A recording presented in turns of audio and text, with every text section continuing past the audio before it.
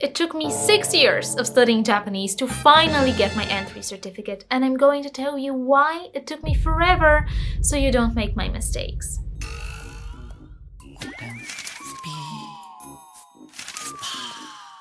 So when I got accepted to uni and I knew I was going to be studying Japanese, I thought I'd get a head start by using Duolingo. I'm not above giving credit where it's due, so I will admit the app helped me learn hiragana.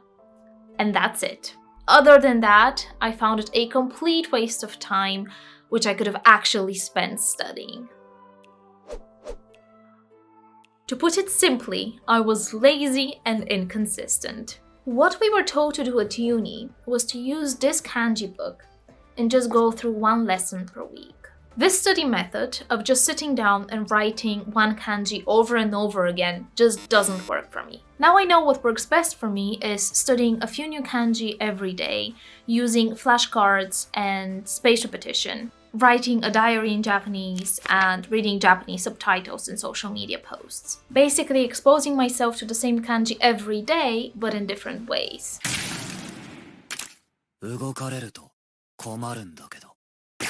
For about 2 years, I completely skipped doing grammar exercises. I didn't find them necessary to get good grades at uni, and as my goal back then was to just get the grades so I could go to Japan, rather than actually learn the language, I just didn't do any.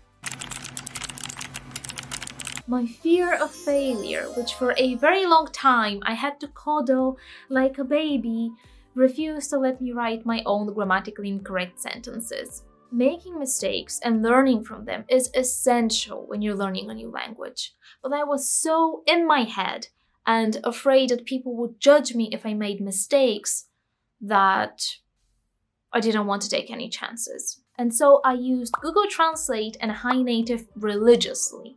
And I also copied the exact sentences from my textbooks, just changing some words here and there. No active recall, no independent thinking, nothing.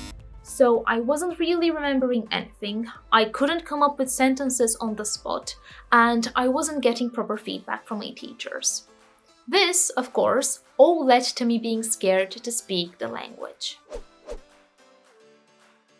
This point will be relevant to you if you're not a native English speaker.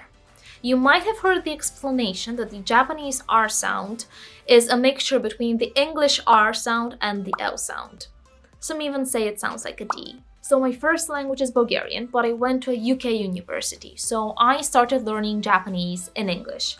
And for 4 years, until I signed up for Japanese classes in Bulgarian, I always thought that there was some trick to pronouncing the R sound that I just wasn't getting, and so I always doubted my pronunciation. And then I found out I was being a bloody idiot, and it's basically the R sound we have in Bulgarian. And I was just once again making things difficult for myself. I feel like we have all been collectively lied to for no other reason than to just make our lives more difficult. Japanese is not flat. I only learned that because of Dogen, and I will never stop being salty that none of my Japanese teachers ever mentioned pitch accent. Here's a funny story. At UK universities, you're not allowed to study more than a certain number of credits per term. So in my case, I had to do 120 credits per year, 60 credits per term. In second year, Japanese modules were no longer compulsory for me, so I had to sign up for them. So I was supposed to sign up for 3 politics modules and 1 Japanese module per term. However, in my first term, there were 4 politics modules I really wanted to take, and I couldn't just do 5 modules in term 1 and then 3 in term 2. So my genius brain decided to stop studying Japanese for a term and then join the class in the second term. But to do that, I had to convince my teacher that I was at the same level as the rest of the class. So I lied. And I said I took Japanese classes in Bulgaria during summer break. Applaud, everyone! Applaud sarcastically. No, that sounds too sincere. Slow clap. There we go. Nice and condescending. And so the teacher agreed to let me sit a placement test before the beginning of second term. And if I passed it, I joined the class. Well, I passed and I did join the class, but I procrastinated studying for the placement test and catching up with the class. And so, in about a month, I had to catch up with 3 months worth of Japanese studies. A huge mistake.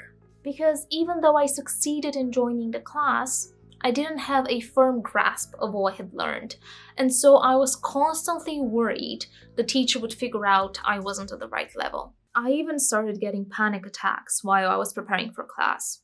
I even got them a few times during class. Not fun.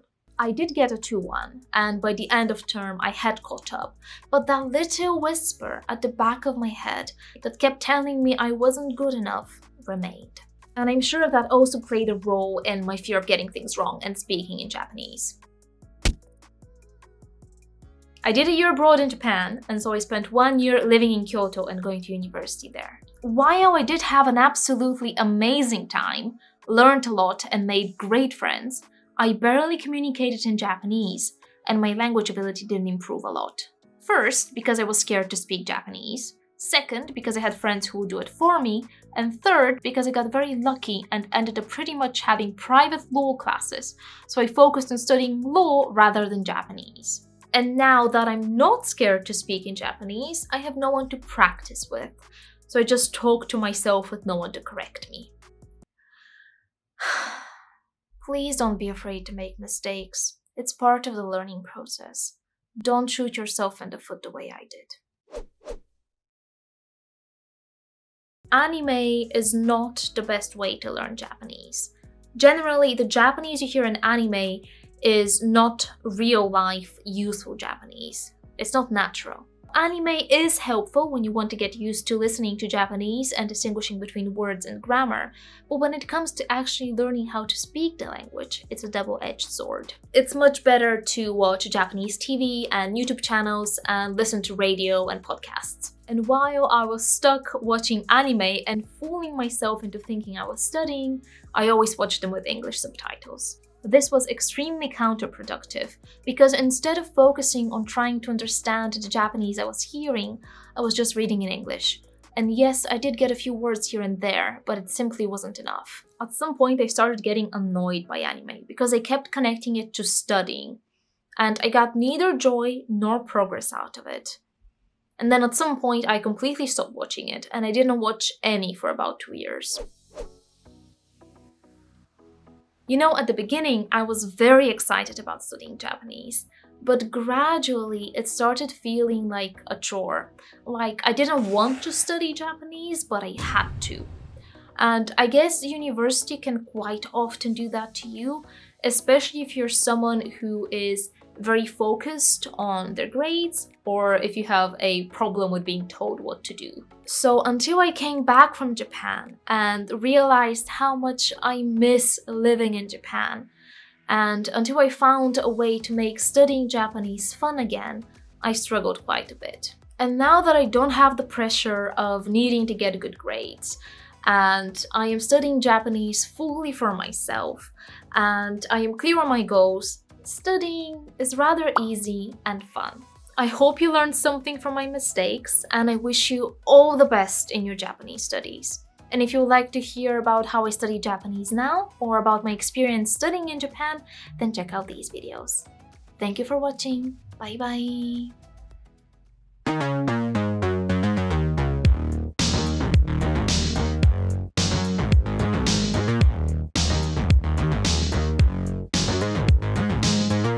The explanation that that's loud, bro.